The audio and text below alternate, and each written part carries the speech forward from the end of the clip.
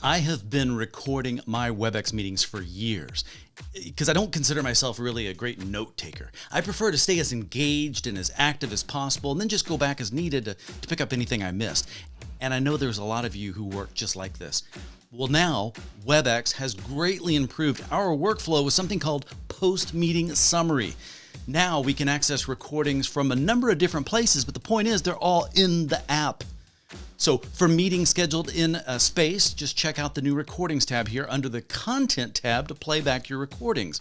Any recording shared in this space can also be found in this new tab. The other way to do it is if you hosted a meeting in your personal meeting room, you as the host will be notified. You can access the meeting from the new recordings tab in the calendar view. And from here, you can also access any recordings that may have been shared from someone else to you. So from both of these locations, you can now share recordings to new and existing spaces and just kind of continue the collaboration. Time is valuable. And for post-meeting summary, recordings and transcripts, another hugely useful feature, those are just the beginning. You can expect more meeting assets to become available in-app as Webex continues to improve all of our workflow options. Thanks, Webex.